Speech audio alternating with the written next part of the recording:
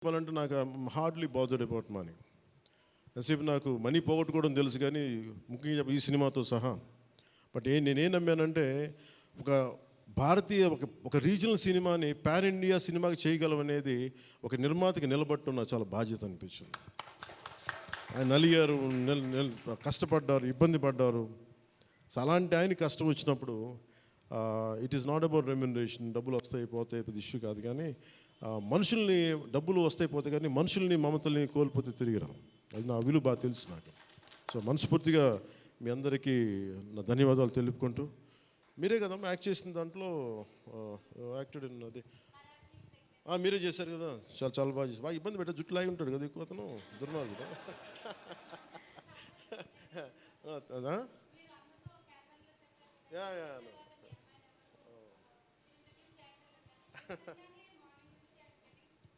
Please come here. We'll take a photograph. Please come on. Please come on to the stage.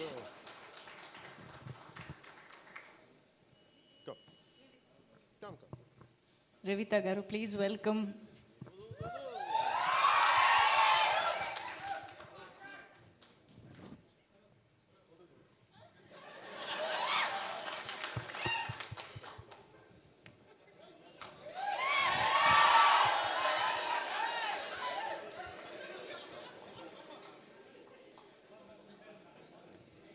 ఈ confusion అటు వెళ్ళిపోయింది.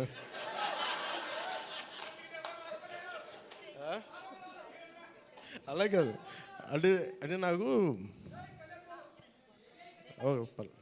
జేజేలు ఇక్కడ బయటికి కొడుకుంది.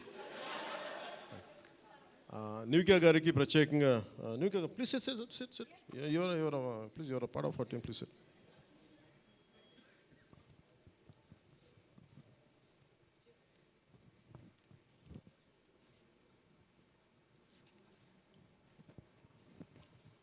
నిధి గారు, she is Nivika, she acted in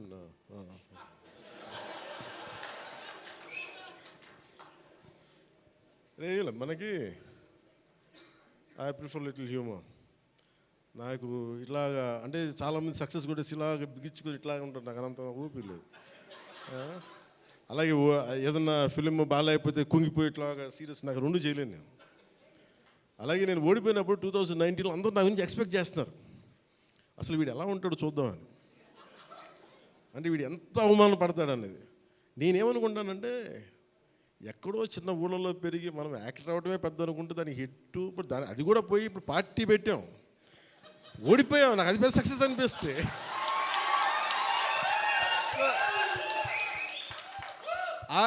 I truly enjoy my journey. It's not about success.